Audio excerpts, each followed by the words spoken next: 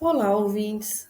Aqui quem vos fala é a sua contadora de histórias e hoje a gente vai contar aquela história que a gente ama e ama tanto que nós já estamos no capítulo 38 da história de A Cartomante e o Lobisomem.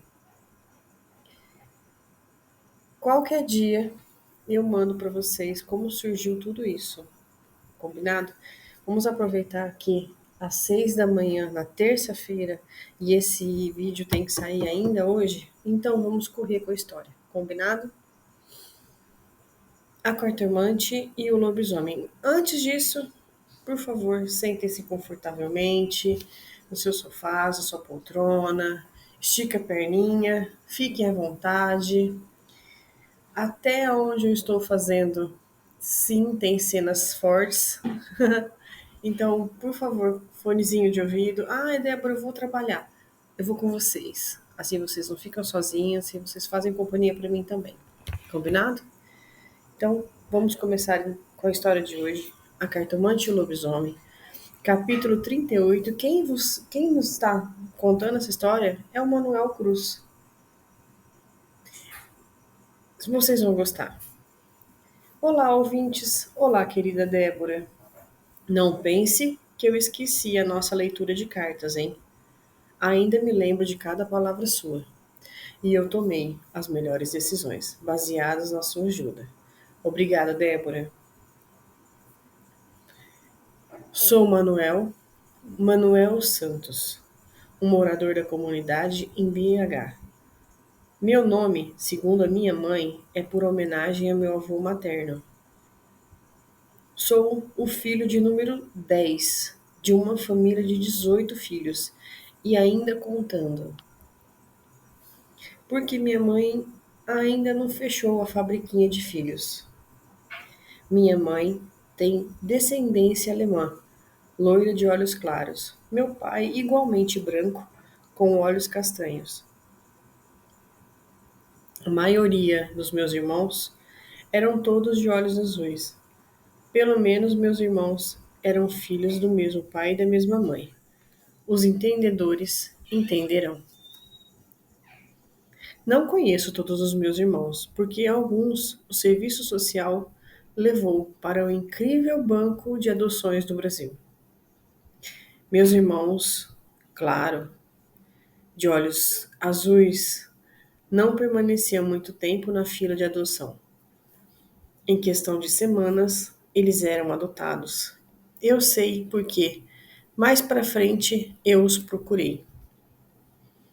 Foi na 12ª gestação da minha mãe que minha mãe fazia acompanhamento no posto de saúde pública em BH, quando uma senhora muito distinta, muito bem arrumada, cheirosa, a- até a abordou, oferecendo dinheiro para levar seu filho e sem mais perguntas. Minha mãe aceitou. Assim, foi colocado um filho por ano e todos foram, como posso dizer a palavra, todos foram levados por essa moça. A minha irmã mais velha também entregou alguns sobrinhos meus.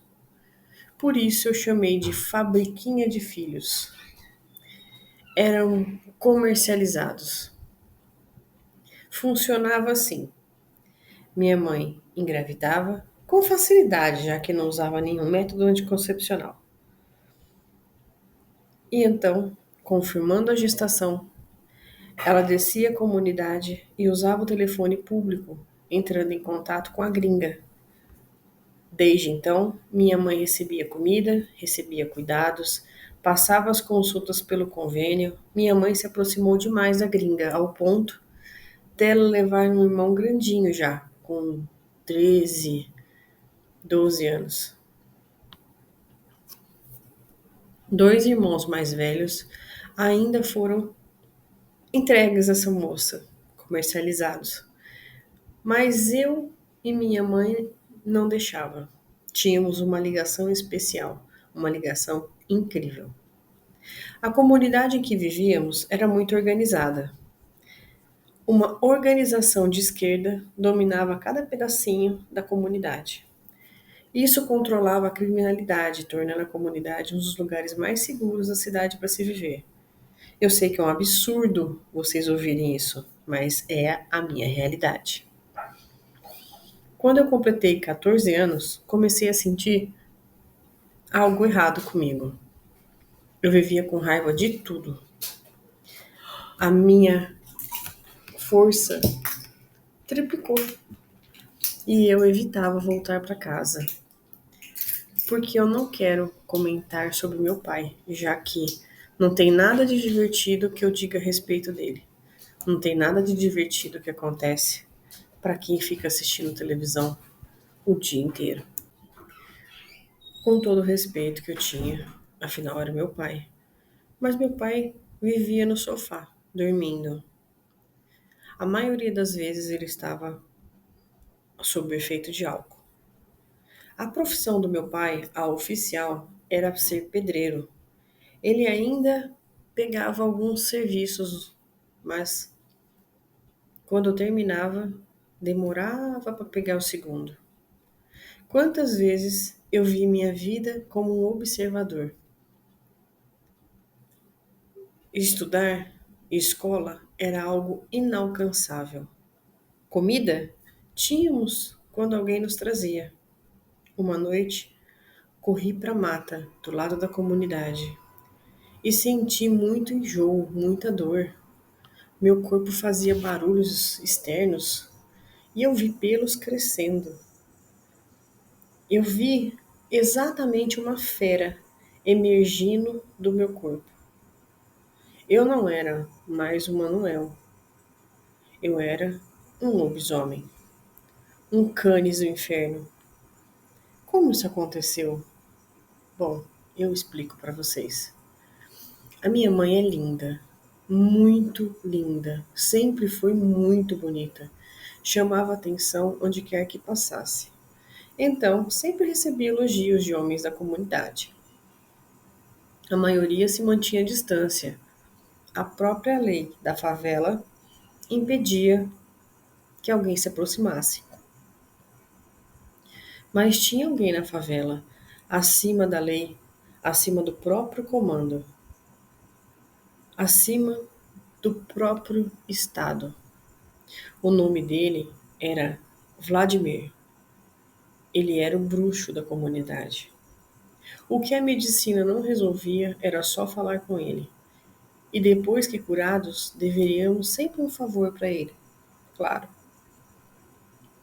Quando a minha mãe estava grávida de um meu irmão mais velho, a gestação de número 9, ele estava virado na hora do parto. O médico pediu para o meu pai escolher entre a vida do bebê ou a vida da esposa. Então, meu pai seguiu para Vladimir, buscou ele até a comunidade e o levou até o hospital.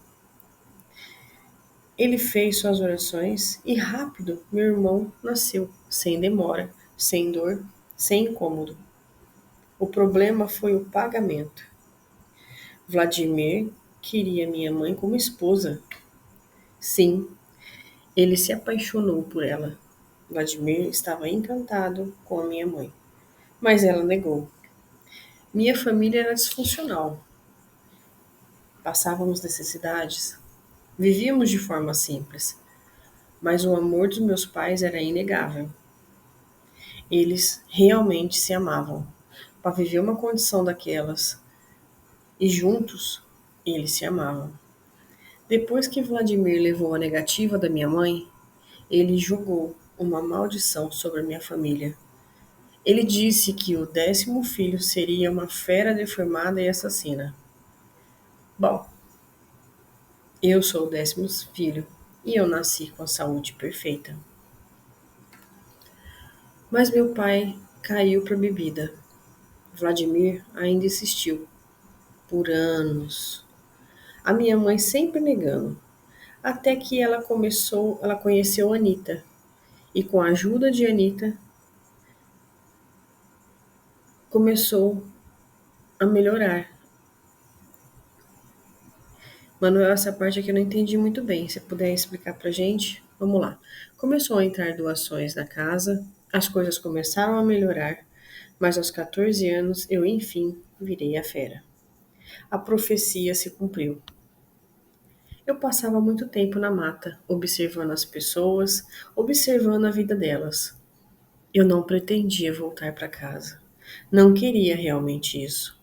Meu pai não notou minha ausência. A minha mãe, sim. Mas não queria falar nada para meu pai. No fundo, ela sabia o que tinha acontecido. No fundo, ela entendia os meus motivos de não estar ali. Foi numa guerra entre comunidades rivais que defendia nossa comunidade, aniquilando o inimigo. Então, me chamaram para ajudar no exército da comunidade da qual eu morava. Comecei a ganhar melhor, fui subindo no comando, e enfim, uma das brigas entre comunidades, eu conheci Samuel Álvares, um estilo diferente de lobisomem, um lupino. Procurei me aproximar, mas naquela época eu não consegui.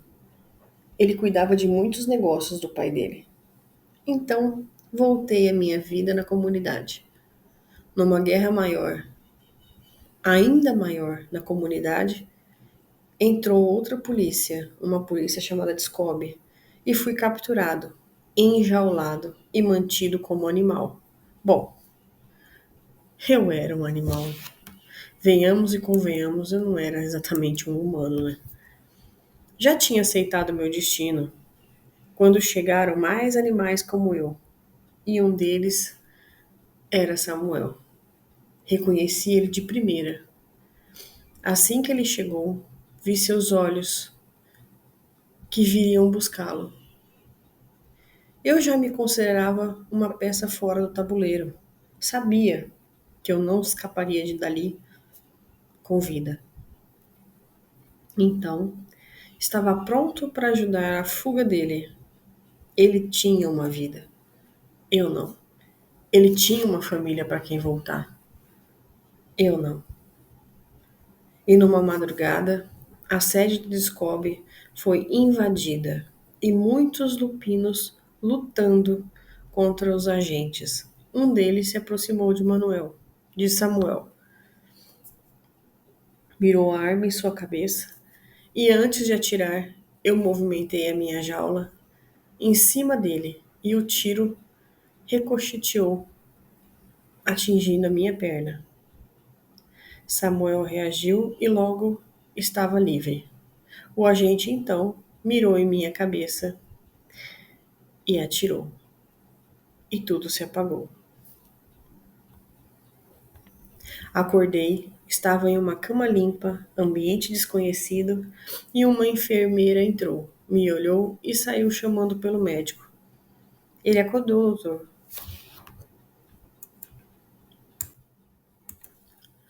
Um homem alto, de jaleco, entrou na sala e disse: Parabéns, você nasceu de novo, mocinho. Eu perguntei: Nasci mais bonito? Perguntei brincando. O médico sorriu e disse: E eu lá acho, homem bonito? E tudo virou uma piada. O ferimento na minha perna estava quase todo fechado, quase todo cicatrizado. Doutor, dormi quantos dias? Perguntei para saber realmente porque a ferida estava praticamente sem curativos e já quase totalmente curada. O doutor sorriu e disse: Você chegou ontem, junto com o pessoal. E foi só então que eu vi outros homens deitados em outras camas, na mesma enfermaria. Alguns dormindo, outros conversando com outros médicos. Eram cerca de 20 homens na mesma enfermaria, sob os cuidados médicos. Curioso como eu sou, eu perguntei: Onde está Samuel? E antes que o doutor respondesse, um rapaz alto, forte, cabelos negros e olhos azuis, entrou na sala. Bom dia, senhores. Ele cumprimentou um por um das pessoas ali, inclusive os pacientes. Claro, os pacientes que estavam acordados. Samuel cumprimentou um por um e parou em frente à minha cama. Qual o seu nome, soldado? Sou Manuel Santos, senhor, eu disse. Você é um pactuado? Ele perguntou. O que é isso? Respondi. Ele sorriu. Pactuado é um lobisomem, daqueles que se transformam em troca de algo. Ele disse e eu fiquei pensativo. Vendo que eu não dizia nada, ele sentou no canto da cama e disse: Você não sabe, né? Não. Foi de repente, eu não sei explicar. Samuel pediu licença e tocou no meu braço esquerdo e apertou um pouco, aparecendo uma veia grande. Samuel olhou e disse: Você foi amaldiçoado, meu amigo. Você já comeu algum humano? Ele disse e eu tive imediatamente ânsia de vômito. Samuel sorriu e respondeu: Eu vejo que não. Arthur, por favor, traga água aqui pro princeso. E traga gelada, porque ele salvou a minha vida. Ele merece carinho, disse Samuel. E eu não parava de ter ânsia. Quase coloquei para fora a janta que não tive.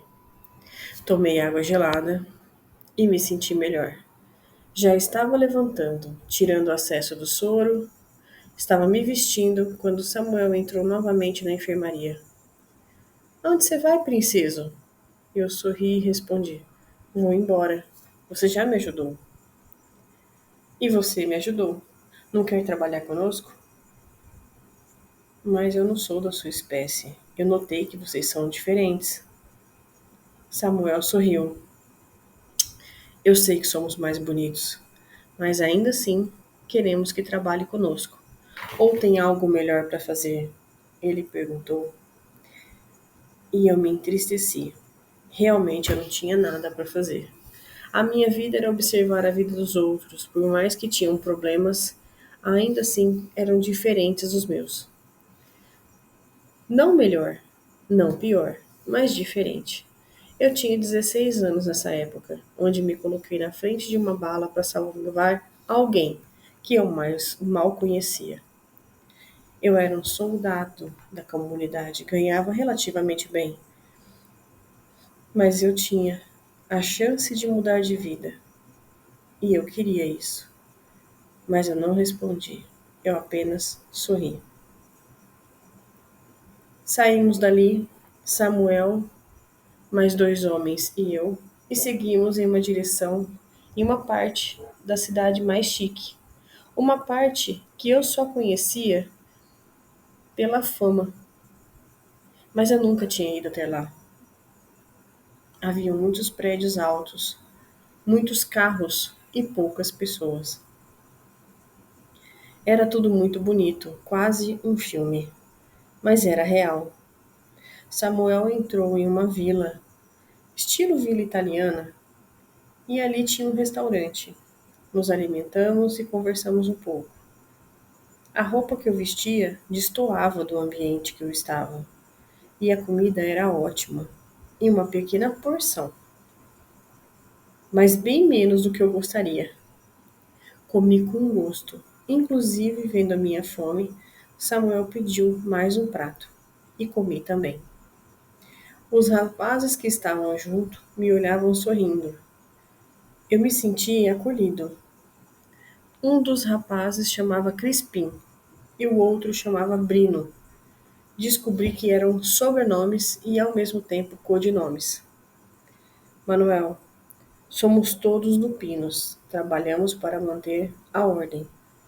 Lobisomens do tipo Canis, ele disse, apontando para mim, costumam causar da discórdia, mas aceitamos de bom grado os que querem se unir a nós. Alguma pergunta? Por que os Canis causam discórdia? Samuel sentou melhor na cadeira, se acomodou e disse: Nós, lupinos de sina, nascemos sabendo que temos consciência, que temos missão. Quando chegada a hora, já sabemos que temos que seguir disciplina de comida, disciplina de treinamento e disciplina de comportamento.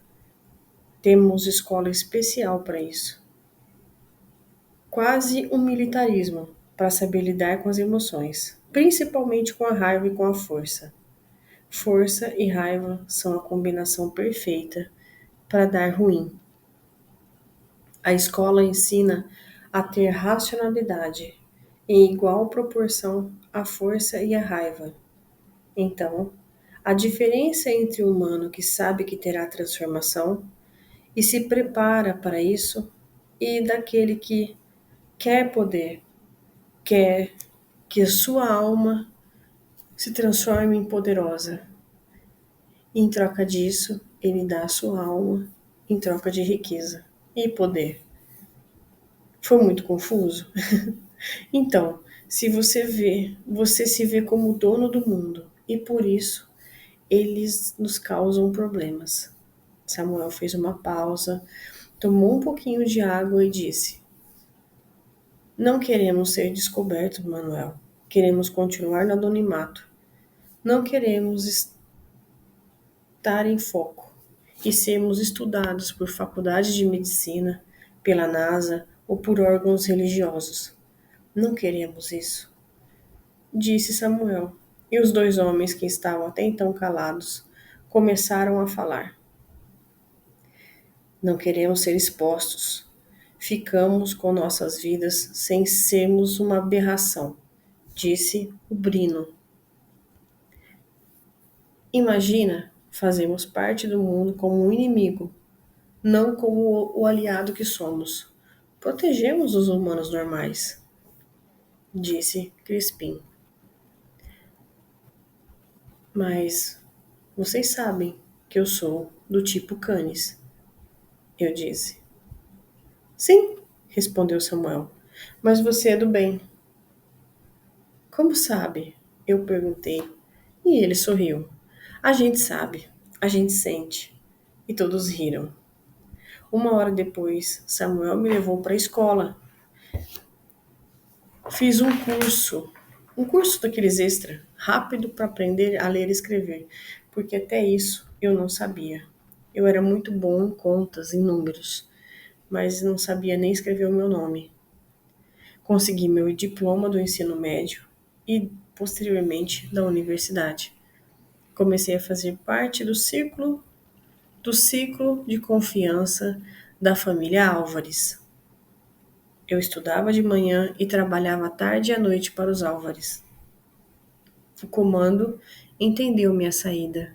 E nem tinha como não entender. Os Álvares são mais fortes. E eu sabia as partes mais sutis, mais sensíveis, onde era mais calmo, onde era mais a falha de segurança da comunidade. E o líder do comando sabia disso e respeitou a minha decisão em escolher o trabalho pelos Álvares. Meus pais continuavam a comunidade. Por ser mais seguro para eles, pensava eu não poderia estar mais enganado. Enfim, a escola nos ensinava a controlar a raiva, a manter a racionalidade. Então, na aula de educação moral e cívica, era diferenciada. O professor Alfredo entrava por uma porta no começo da sala de aula e, sem dizer uma única palavra, ele percorria a sala e saía na porta no final da sala. Os alunos se olhavam e alguns levantavam para seguir o professor, seguidos por outros. Seguimos o professor, íamos ao campo de esportes que havia no campus, e de lá aconteciam as aulas. O professor Alfredo era muito inteligente na arte de conhecimento emocional. Começava sempre a aula assim: se controlem, respirem, mantenham sua integridade. Ouvintes, falando assim é fácil, né? mas ouvíamos um homem adulto se aproximar. E só notamos a presença dele quando era tarde. Ele já chegava xingando alguns alunos em especial, sempre o líder de uma turminha. Exemplo disso, ele xingava o Lorenzo, líder de 5 outros lupinos. Andavam sempre juntos. O homem adulto dizia: Senhor, então o senhor é o Lorenzo. O menino ficou assustado, mas logo respondeu: Sim, senhor.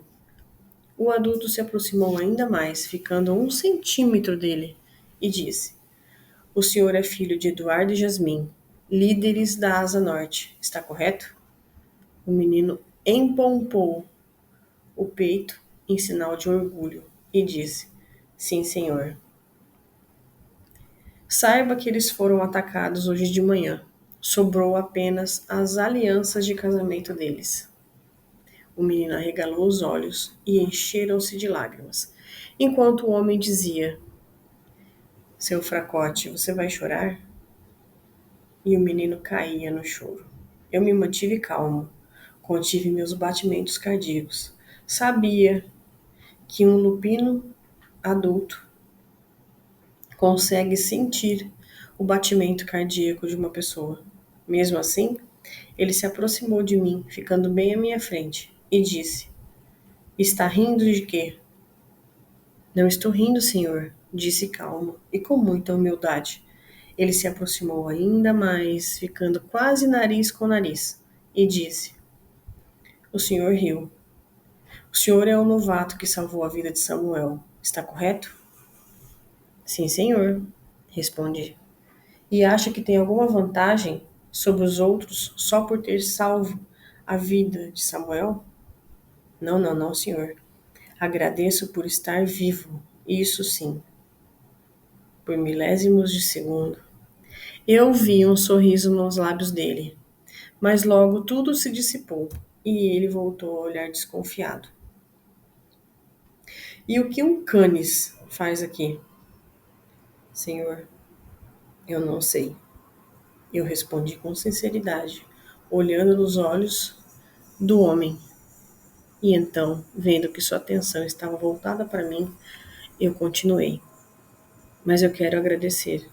E agradeço diariamente a oportunidade que tive. E prometo aproveitar ao máximo para proteger a ordem. O homem sorriu. Finalmente, o homem sorriu. E disse: Alguém mais jura lealdade à ordem aqui? E unissonoros todos disseram: Eu. O homem colocou as mãos para trás e começou a caminhar entre nós. E se matarem seus pais? Eu senti os alunos hesitarem. Eu me mantive firme. Mantenho minha lealdade à ordem, disse olhando para frente. Mas ouvi outros repetirem, mesmo que hesitando. O professor Alfredo assistia a tudo em silêncio, observando todos os seus alunos. O homem caminhou e continuou. E quando forem expostos, mantenho minha lealdade à ordem. Eu disse, sozinho. Ele se aproximou de mim e disse: Está confortável demais essa posição. Espero que tenha certeza do que está dizendo. Eu tenho, senhor, eu respondi. Seus amigos sabem que você nasceu na comunidade? Estão sabendo agora, senhor. Eles sabem que você já trabalhou para o comando? Ouvi um burburinho das pessoas falando baixo sobre o que o professor comentou. Me mantive calmo. Eu acho que eles estão sabendo agora. Não se sente incomodado com isso? Perguntou o homem. O professor me olhou fixamente e eu respondi calmamente.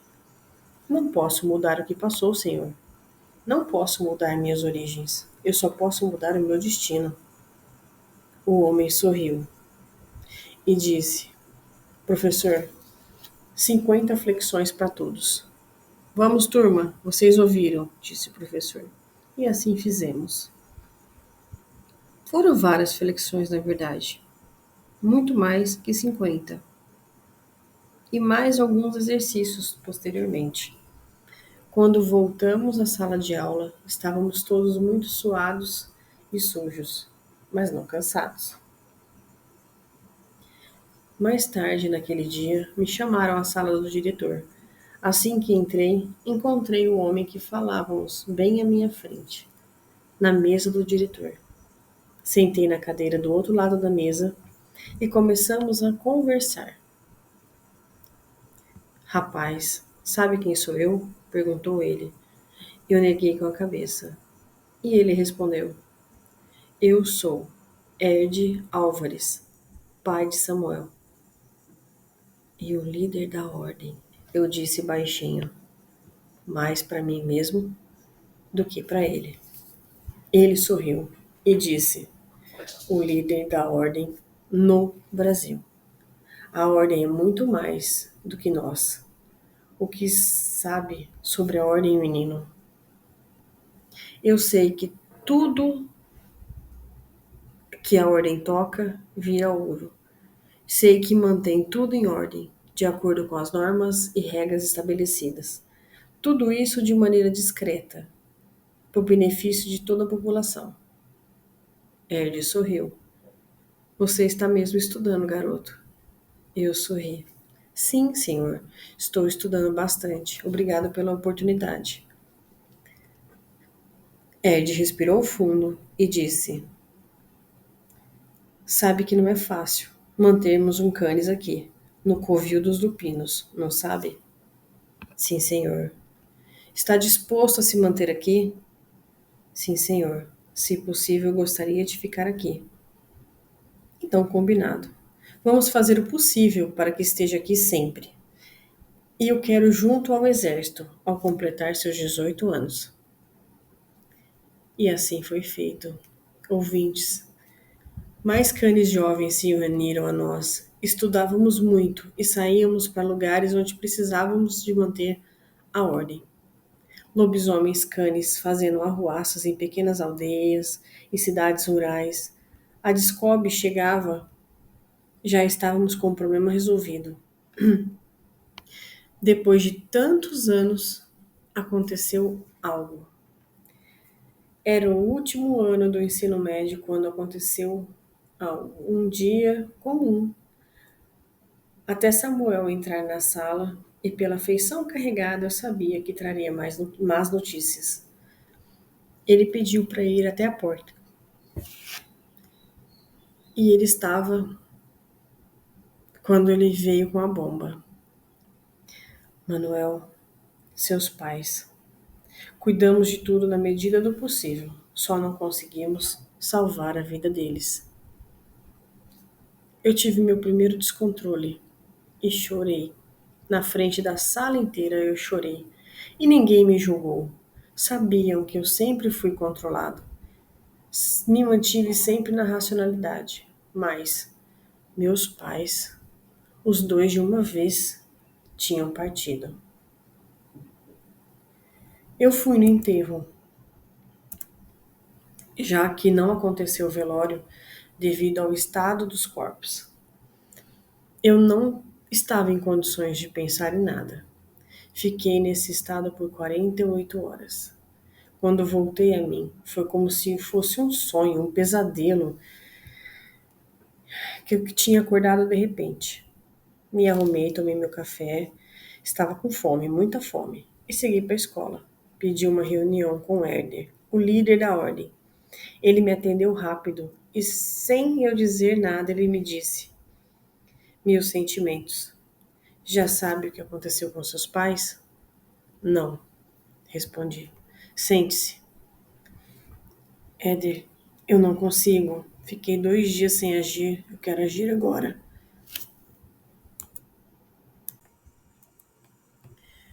Você não ficou 2 dias sem agir, rapaz. A nossa Morgana que deixou você assim, como se estivesse deprimido, como se saísse da realidade.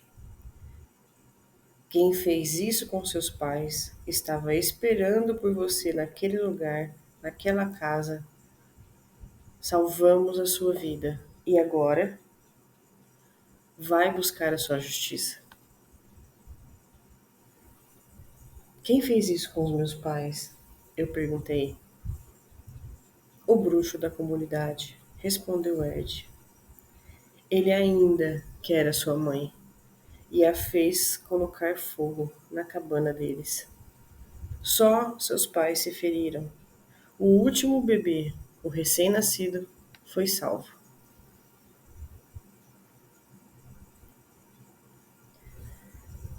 Busquei na minha memória e eu me lembro que eu compareci ao enterro dos meus pais. Revi alguns dos meus irmãos. Dois dos mais velhos já tinham família completa e um deles estava fornecendo pequenos brasileiros para serem adotados fora do país, se é que vocês me entendem. Há uma pequena bagatela que salvariam eles por um tempo apenas. Há uma pequena bagatela em dinheiro que salvaria eles por um tempo apenas. Uma irmã mais velha virou uma mestra na adoção internacional. E sobre isso posso dizer muito pouco, não quero prejudicá-la.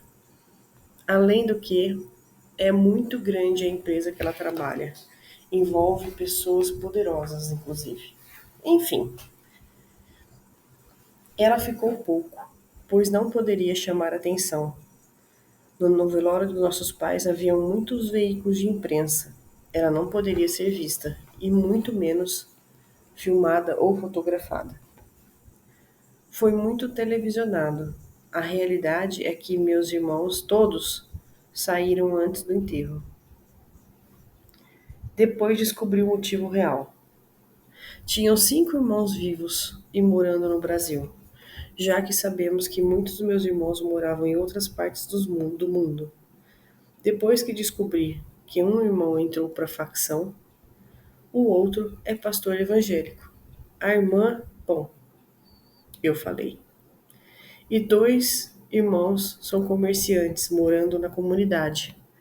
Então, como único filho solteiro, enterrei meus pais. A parte burocrática o Dr. Luiz Alvarez assumiu e me ajudou muito.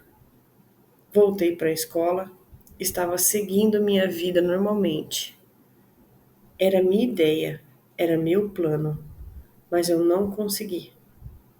Eu não consegui seguir a vida. Como que você segue a vida sabendo que aconteceu isso com seus pais? Ainda mais você fazendo parte de uma guerra. A guerra existe, ouvinte. É nós que não vemos, até você fazer parte dela. No segundo dia depois do enterro, eu comecei a ouvir um homem me chamar. Quando ia verificar quem era, não havia ninguém.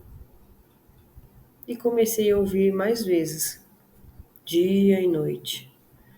No terceiro dia, eu deitei para dormir. Achei que dormiria rápido, afinal eu estava muito cansado. Mas isso não aconteceu. Eu estava acordado quando algo me paralisou na cama. E eu vi a porta do quarto se abrindo e o bruxo da comunidade entrando em meu quarto, como se estivesse realmente ali. Ele sorriu ao me ver e se aproximou da cama, dizendo: Você me pertence, besta fera. Vem até mim, estou te chamando. Ele disse: Sim, reconheci. Era a voz, eram as feições, inclusive era a roupa que ele sempre usava. Quando consegui me livrar da paralisia, consegui me movimentar, parti para cima do bruxo. Mas ele já não estava lá. Era como se fosse só uma visão, compreendem?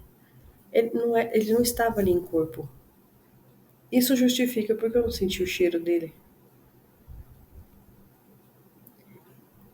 Então, naquele momento, sem mesmo não dormir, deixei uma mensagem para meu líder imediato, avisando que partiria naquele momento. Cheguei na comunidade, ainda era noite. Segui direto para onde eu me lembrava que o bruxo vivia. Depois de percorrer alguns becos e ruelas, cheguei, finalmente, à casa do bruxo. Estava da mesma maneira que eu me lembrava. Assim que entrei pela porta, o encontrei sentado confortavelmente na única poltrona que tinha na casa. Assim que entrei, ele me olhou e sorriu, como na paralisia do sono. Um bom filho a casa torna, ele disse, me olhando com cautela. Ele sorriu ainda mais e ergueu a mão direita. Eu senti minha transformação se aproximando. Naquele momento, naquele instante, bem à frente do bruxo que me formou. O bruxo que me transformou. Não conseguia me controlar. E a transformação veio de forma mais forte do que nunca, de forma consciente, com todos esses influxos maravilhosos. Me senti invencível. Era criador e criatura, frente a frente. E ele começou a dizer: Você me pertence. Eu fiz você. Olha que linda besta fera que você se tornou. Minha melhor produção, minha melhor criação. Você é de longe o mais forte, o mais poderoso. E agora você é todo meu, ele disse. E num movimento rápido e preciso, abocanhei o seu pescoço. E tudo acabou para ele. Foi o primeiro humano que eu não gostei. Assim que eu terminei, ouvi uivos ao redor da casa. Como eu não havia percebido, claro, o bruxo transformou mais cães e estavam todos em volta da casa. E agora eles iriam entrar a qualquer momento, enquanto eu estava ali com seu mestre, seu criador, desvivido em meus braços, ou pelo menos o que sobrou dele. Ouvia os uivos se aproximarem da casa, sabia que a qualquer momento o pequeno casebre seria invadido pelos lobisomens do lado de fora. Estava pronto. Iria lutar até o fim. Depois de sentir alguns cheiros misturados, comecei a ouvir passos se aproximando, até que empurraram a porta e, para minha surpresa, eu vi que eram os Álvares e o seu exército. Senti o alívio. Era um mais forte, mas eu sou o mais forte, mas eu não sou o mais rápido. Os lupinos são ágeis e rápidos, e isso termina a força. Me uni à alcateia lupina e seguimos em segurança para o forte, para a escola. Assim que entramos, os portões se fecharam. Eu me senti seguro. Não nos falamos. Fomos dormir. Eram quase 5 horas da manhã. No dia seguinte, cedo, meu quarto foi visitado por Ed Álvares. Uhum. Quando acordei, ele estava sentado na única cadeira do meu quarto. Eu me assustei vendo ele e sentei rápido na cama. E ele disse: Bom dia, bela adormecida. No- E ele disse, brincando: Notaram que ele adora me chamar de princesa da Disney, né? Ele continuou: Como foi ontem? Ele perguntou, olhando meu corpo. Olhei, no, olhei meu peito, estava maior. Estranho. Transformações haviam acontecido no meu corpo, mas eu não falei nada. Levantei e fui me olhar no espelho. A imagem que eu vi me assustou. Eu estava como o corpo de um atleta, de um fisiculturista. Ed apontou minha nuca e disse: Eu acho que você ganhou uma cruz. Coloquei a mão na nuca e estava uma cruz na minha nuca, como se fosse uma espécie daqueles desenhos que fica, como chama? Tatuagem. E Ed disse: Sabíamos que você iria até lá, atender o chamado do seu mestre. Por que foram junto? Respondi. Imaginamos que ele te sacrificaria. E ele ia? Perguntei. Ed me olhou nos olhos e disse: Sim, você era o único criado dele que vivia independente dele. Ele não tinha domínio sobre você, o que fazia de você um homem perigoso, uma ameaça, um canis sem controle. Mas encontramos exatamente o oposto disso. Ed disse e eu sorri, orgulhoso de mim. A escola nos ensina a sermos livres, mas conseguimos o comando da alcateia.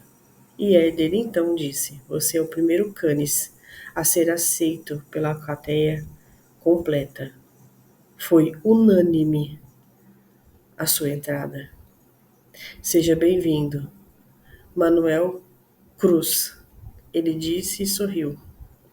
Então a minha vida mudou. Sem pais, mudei de sobrenome. E agora? Estou sem meu criador. E ainda fui aceito na maior alcateia lupina do Brasil. Finalmente me sentia parte de algo. Finalmente me sentia parte de uma família. Eu digo família normal, ou mais próximo disso. Foi a primeira vez que eu ganhei presente de Natal. Primeira vez que eu ganhei presente de aniversário. Foi a primeira vez que eu tive um bolo de aniversário.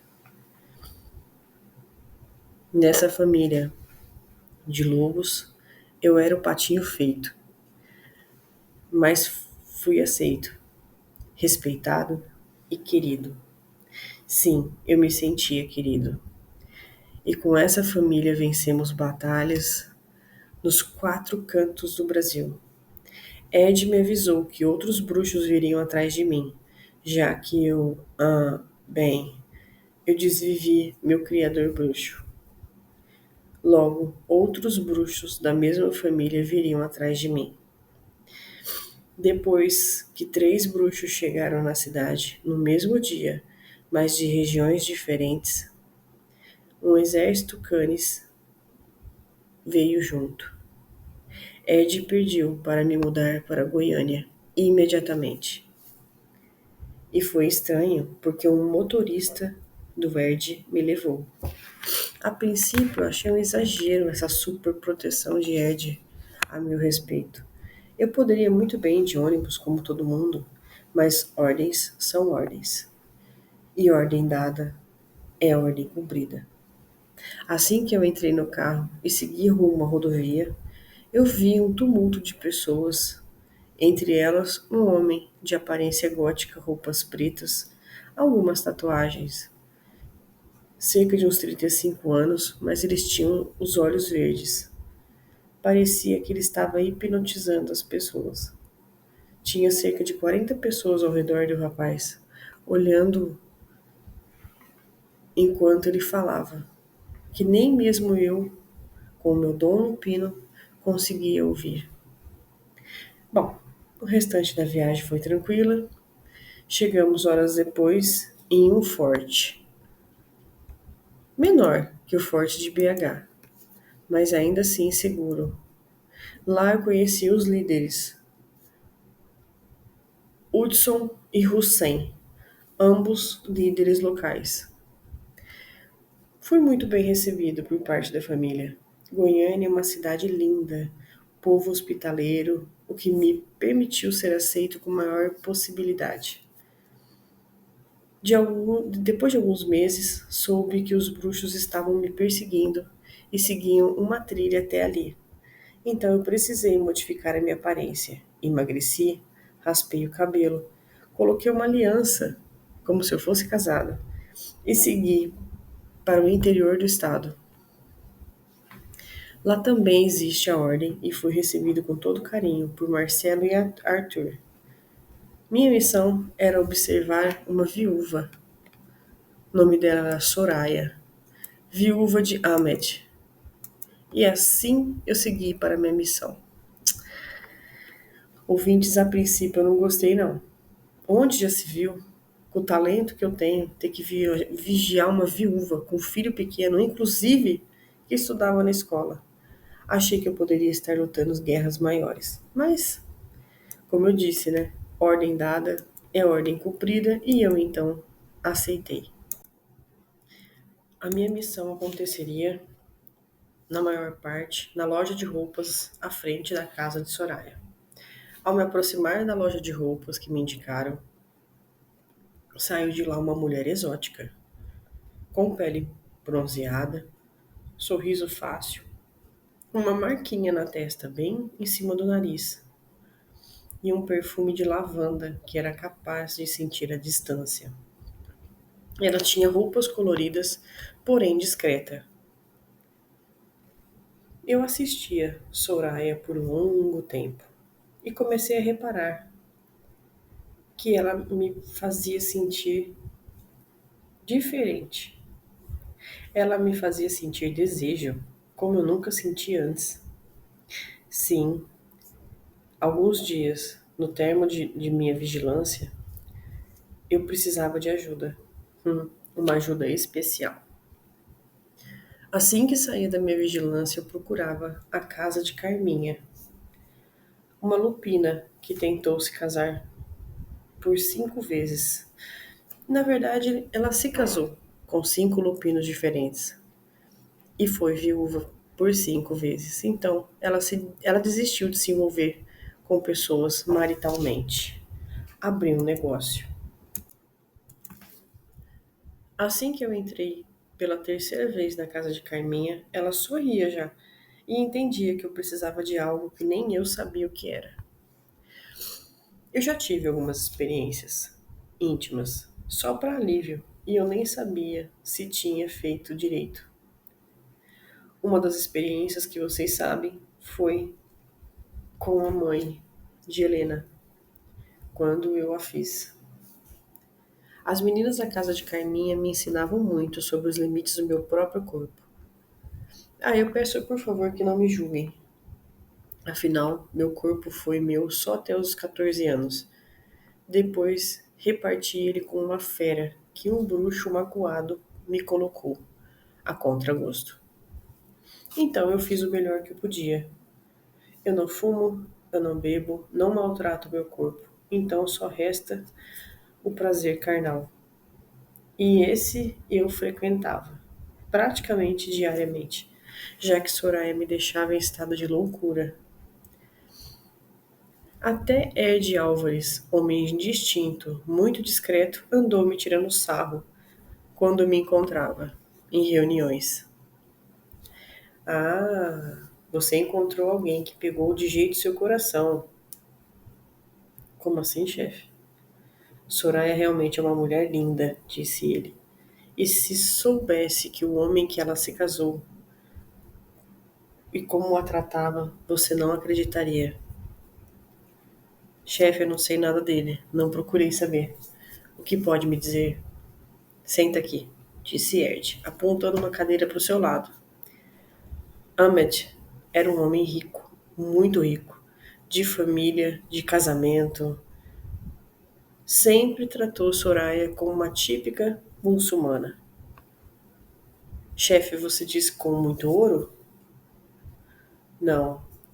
As mulheres para os muçulmanos são pessoas a se reproduzir. Os muçulmanos podem ter até 4 esposas. Só isso? Eu ri. Sim, é cultural deles. Cansamos de avisar. Ele não queria nos ouvir. E ainda queria mais esposas, mais esposas. Vivia na casa de Carminha procurando sua próxima esposa. Minha nossa, chefe. Com uma esposa dessas ele queria mais? Exatamente. Soraya é traumatizada com o casamento com Ahmed. Nunca mais quis outro relacionamento. Como Ahmed era da ordem, cuidamos dos nossos. Isso inclui ela. Soraya não sabe os perigos que corre. Ahmed, apesar de bom colaborador, ele tinha seus momentos. Eu olhei Ed, sério, esperando que ele me dissesse mais, mas ele não disse. Então resolvi eu mesmo perguntar. Como assim, chefe? Pode me dizer mais? Ed respirou fundo e respondeu. Ahmed emprestava dinheiro a juros. Juros a seu próprio critério, digo. Ahmed tinha segredos de irmãos. E com isso ele ameaçava expor, caso contrário, não fosse cumprido os avisos. Mas deixemos Emmett descansar. Vamos seguir com o nosso plano lumpino. Ficamos em silêncio, tomamos o café e nos despedimos. Afinal, eu tinha uma missão e eu estava começando a gostar dela. Da missão. A ordem tem o objetivo de não incomodar qualquer membro sem motivo plausível.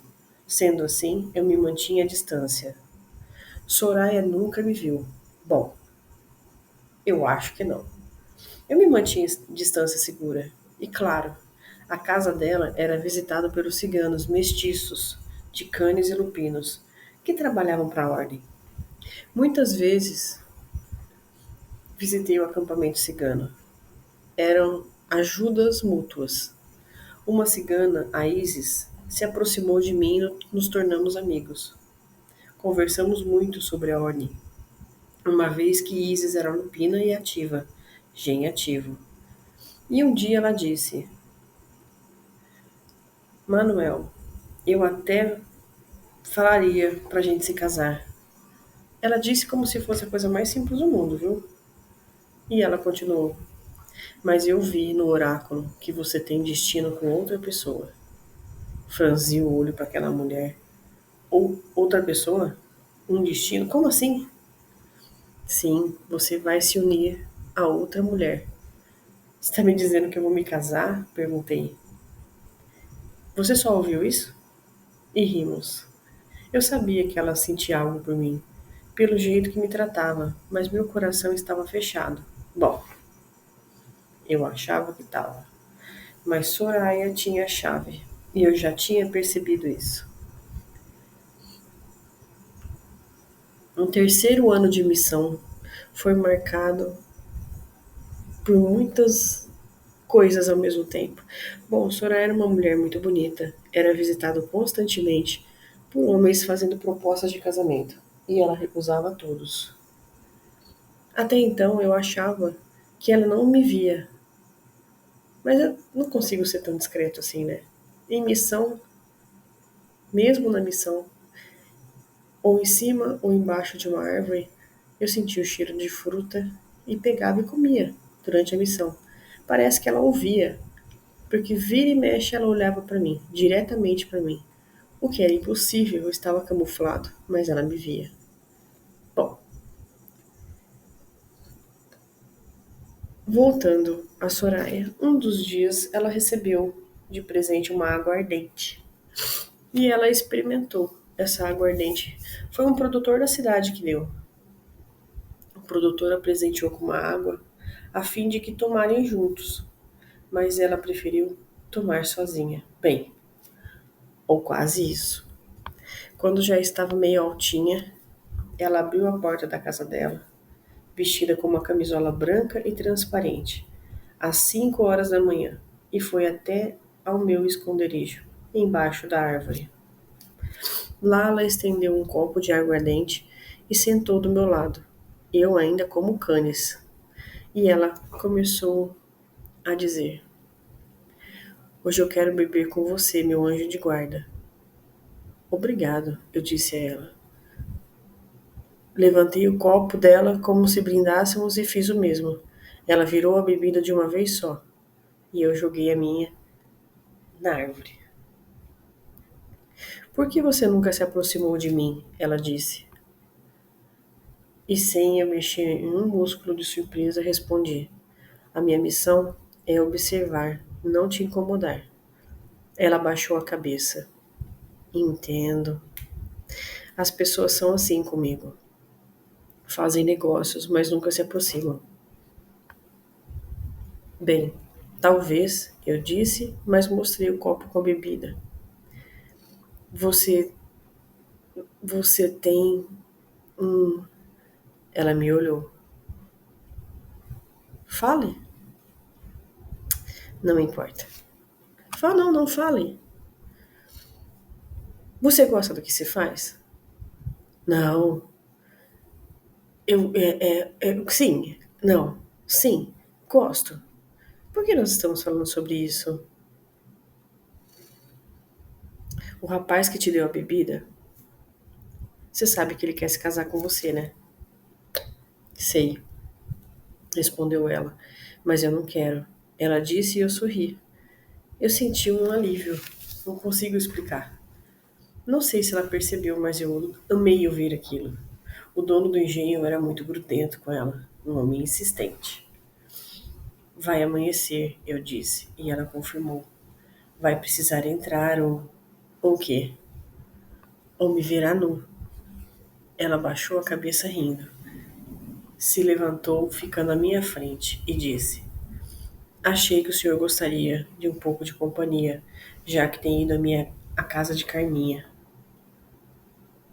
Um soco não me causaria tanta estranheza. Ela disse que eu tinha ido à casa de Carminha. Mas como que ela sabe? Pelo jeito você tem me observado, respondi.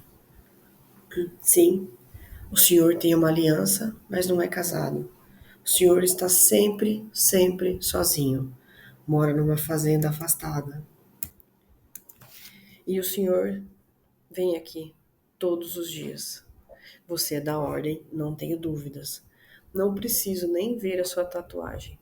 E vem aqui diariamente me ver. Estou correndo risco de vida ou só o risco de me apaixonar por você? Ela disse e meu corpo se acendeu. Meu Deus, eu fiquei de pé e ela viu o efeito que causou em mim. Ela me pegou delicadamente pelo pescoço, abrindo a boca para um beijo.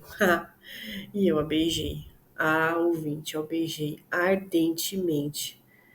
Eu senti o coração dela descompassado, mas eu sabia que poderia ser o efeito da bebida. Mas eu não conseguia me segurar. Aquela mulher, a mulher que eu tanto admirava, me queria. Estava bem à minha frente, me desejando. A linda camisola, quase transparente, foi toda rasgada por ela. Eu sou um lobisomem e eu não era gentil, mas foi ela quem rasgou. Soraya estava altinha e próxima demais de mim. Próxima demais. Senti o cheiro de lavanda misturado ao cheiro de aguardente. Ouvia meu coração batendo, acelerado, mas não seria justo tê-la em meus braços, pois ela não estava em seu juízo normal. Afastei do beijo, com muito custo. Estava me afastando, quando me lembrei que Soraya não se envolvia com ninguém. Era praticamente um milagre ela estar assim altinha. Deveria ter bebido para criar coragem e ter se aproximado de mim. E então veio uma frase em minha mente. Quando seria a próxima vez que ela estaria assim, à minha frente, de camisola sexy, para mim? Ainda mais ela sendo muçulmana. Não, eu não poderia me afastar. Então eu a olhei. Estava parada à minha frente ainda, aguardando a minha decisão. E eu dei um passo à frente e voltei a beijá-la. E fui correspondido. Soraya pulou no meu corpo e vi que tomei a melhor decisão. Estava do lado de fora da casa dela quando ela separou o beijo, pegou delicadamente a minha mão, me levando para dentro de sua casa. Assim que chegou na porta, ela entrou e eu não consegui. Existe uma magia milenar que defende os donos de casa. Se não formos convidados, nós não conseguiremos entrar. Soraya me olhou de lado de dentro, como na expectativa, e eu parei na frente da porta, esperando ela me convidar. Mas ela não convidava. Em vez disso, ela cruzou os braços na frente do corpo e já estava se questionando se ela estava fazendo uma boa escolha ou não. Então, eu pedi. Só posso entrar se você me convidar. Essa é a lei Lupina. Ela me olhou nos olhos e disse, baixinho, quase inaudível: Entre. Ha! Entrei rápido e a abracei, beijando-a calorosamente, fechando a porta atrás de mim. Não queríamos plateia. Melhor que o cheiro de lavanda de Soraya era o gosto de seu corpo. Soraya é uma mulher linda, corpo perfeito de uma jovem que se casou ainda mocinha. A linda camisola ficou em pedaços, como eu disse, e foi ela mesma quem rasgou, auxiliando meu trabalho. Queria levar ela até a cama, mas não tivemos tempo. Assim que ela abriu as pernas, encostada na parede, de pé, eu vi o seu corpo, e a fera dentro de mim se liberou. Encostei Soraya na parede gelada, mas eu a esquentei. Queria que ela sentisse a vontade, já que ela procurou a mim quando bebeu. Não outro, mas a mim. Voltei a beijá-la loucamente. Escorreguei a mão até o seu colo, passando devagar no mamilo, e Soraya se mexeu devagar. Rapidamente eu troquei a mão pela minha boca, e Soraya gemia, enfiando as unhas nas minhas costas.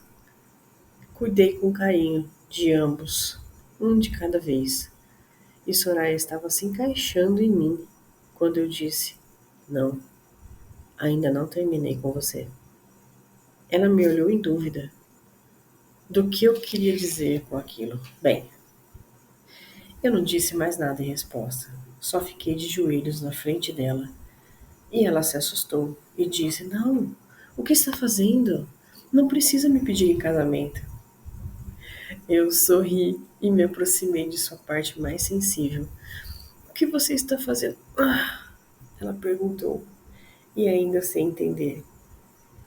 O que me fez pensar que ela nunca foi acariciada ali. Então, tudo tem a primeira vez. Arranquei a pequena peça de seda que ela tinha, que protegia aquela pequena parte do corpo dela, e aí invadi. Invadi aquele espaço com a minha língua, bem devagar. Soraya gemia e reclamava ao mesmo tempo. Não, o que está fazendo? Eu sabia que não tinha outra chance de sentir seu gosto. Então, eu retirei a língua e coloquei a boca toda, sugando, mordendo, sentindo o seu delicioso gosto. Soraya parou de questionar e tentava se segurar na parede. Senti as pernas dela bambearem ao redor. Vi uma mesa, peguei Soraya no colo e a coloquei sobre a mesa, de costas para mim. Me abaixei, ouvindo ela dizer: De novo não, e eu sorri. E disse: Quantas vezes você deixar, eu quero sentir o seu gosto. Debruçada na mesa, com as pernas no chão e aquela visão toda para mim, abri espaço e suguei, enquanto Soraya se remexia e urrava. Eu sabia que não aguentaria mais tempo, mas primeiro a minha Lady, primeiro a minha delícia. E eu a senti explodir. Uma, duas, três vezes, até ela implorar para eu parar, quando eu fiquei de pé e saí da casa. Soraya dormiu na mesa, do jeito que estava. Soube depois que ela acordou nua na mesa, na qual seu filho e seus amigos estariam ali, naquele dia, fazendo a refeição. Ela se sentiu envergonhada, mas satisfeita. Naquela noite eu me resolvi sozinho. Fazia muito tempo que eu não estava com mulheres na casa de Carmen. A realidade é que eu frequentava lá por motivos políticos, já que os homens mais importantes estavam ali. Eu sentia que eles queriam, eu sentia que eles queriam e davam. E ali aprendi a jogar e a fingir que bebia. Carmen preparava uma bebida verde numa garrafa verde, que na verdade era suco de limão. Até hoje ninguém sabia. E ali, na mesa de carteado, eu cobrava os valores que a casa não recebia. de homens caloteiros. Bom, no dia seguinte, a visita da casa de Soraya. Eu queria mais, muito mais. Eu fui na loja dela durante o dia, vestido.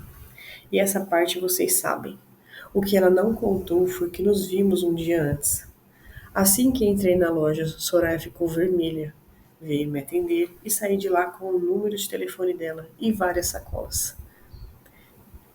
Íamos a uma pizzaria. Eu queria ela mais próxima. Queria ela do meu lado.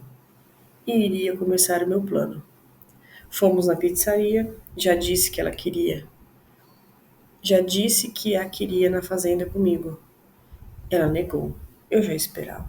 Então, disse que compraria uma fazenda do lado da minha, para estarmos juntos. Assim poderíamos ficar juntos, sem problemas. Eu acertei tudo, sem que ela soubesse. Naquela noite fomos à minha fazenda e lá eu já sabia onde ficava a cama. Mas, diferente do que eu imaginava, ela mesma me beijou e ergueu o vestido que ela estava usando, mostrando que estava sem a peça que protegia ela do mundo. Olhei em seus olhos e eles me imploravam um carinho lá embaixo. Eu me ajoelhei, olhando seus olhos de cobiça, e mais uma vez eu senti seu gosto. Senti o gosto dela, dessa vez por mais tempo. Dessa vez eu introduzi um dedo e Soraya urrava alto, remexendo no meu rosto, segurando a minha cabeça com força. Eu aproveitei essa segunda vez ao extremo, tanto que Soraya perdeu as forças da perna, caindo sobre o meu rosto. Pare, por favor, disse ela. Eu parei. Ela me olhou e disse: Não vá embora agora. Termine o que começou. Essa frase me deixou louco.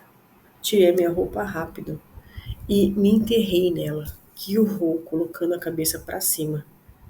Eu parei. Afinal, ela estava viúva há anos e eu nem fui nem um pouco carinhoso. Me arrependi por um minuto. E ela disse: Continue. E eu a possuí. De diversas formas, a noite inteira. Na manhã seguinte, ela não levantou cedo como de costume. Quando a toquei na cama, ela disse: Eu tô cansadinha. Eu sorri e corri para a cozinha fazer um café da manhã para ela. Ela merecia. Quando ela levantou, o café estava pronto na mesa e servido. Ela sorriu, sentou e se alimentou. Venha morar comigo, eu disse. Você está tentando me matar, senhor Marcos? Ela sempre me chamou de Marcos, só para deixar claro, tá? Quero você comigo, mulher. Eu gostei da ideia de comprar a fazenda do lado. Afinal, sempre quis uma fazenda. Me vejo morando no mato. Até assumirmos para Calil, meu filho. Pode ser? Ela perguntou. Não consegui conter minha afeição de contrariado, mas se fosse a condição dela para ter uma mulher incrível, eu aceitaria sim. Comprei a fazenda, depois de uns meses ela veio morar próximo a mim. Calil? Ele é lupino. Ele sentiu meu cheiro na casa da mãe dele e veio me questionar de maneira incrível. Foi mais ou menos assim. Um dia de luta, de batalha, Calil estávamos comigo em vigília. Nós dois e mais 12 lupinos. Em um momento que ficamos a sós, ele perguntou: Senti seu cheiro na casa da minha mãe.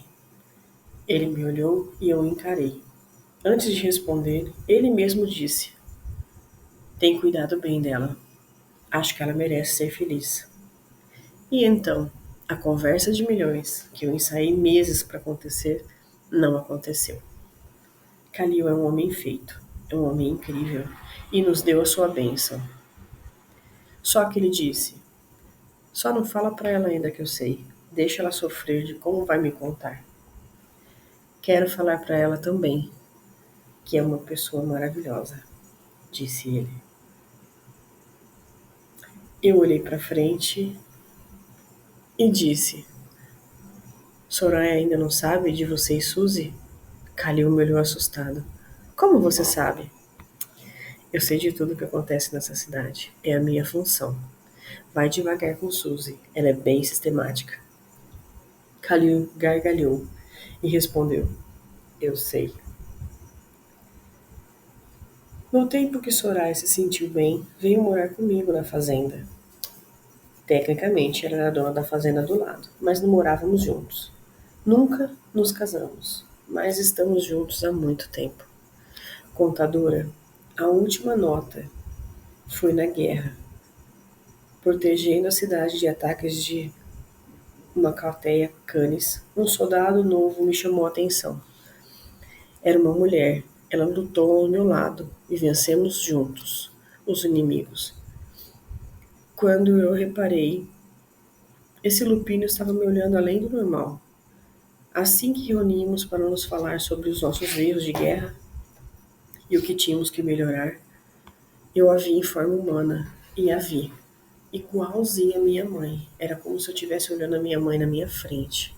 Sim, a minha mãe, a mesma que enterrei há anos atrás. Bom, essa na minha frente estava melhor cuidada, em forma, digo, musculosa, pele bonita, cabelo bonito. Eu fiquei olhando ela, ela ficou me olhando. Eu senti o cheiro, eu confirmei, era mesmo o cheiro da minha mãe. A mulher sorriu, percebendo que eu estava constatando, e ela disse: Eu sou a Lina. Eu sou a sua irmã. Procurei você por muito tempo. Jamais imaginei que você fosse um lupino da família. E sim, sou lupina também. Nos abraçamos, conversamos muito. Descobri que ela morava na Inglaterra. Já tinha uma família, lupina inclusive, fazia parte da ordem. Kalil viu nossa interação e não disse nada. Era como se ele soubesse. Bom, enfim, conversamos muito. Até que finalmente ela disse: Bom, eu moro em Londres e antes de voltar, eu queria saber aonde estão nossos pais. Você que chegou até aqui, já peço desculpas. Esse vídeo demorou quase 24 horas para ser produzido, mas foi feito com todo carinho, com todo amor. Chegou até aqui, deixa seu like. É um segundinho, me ajuda tanto, participa tanto da minha vida. Esse like faz toda a diferença, chega para mais pessoas. E a pessoa vai encontrar esse conto maravilhoso. Combinado? Não se esquece, a gente posta todos os dias vídeo curto e pelo menos 3 vezes por semana vídeos novos. Um beijo para vocês e uma ótima semana.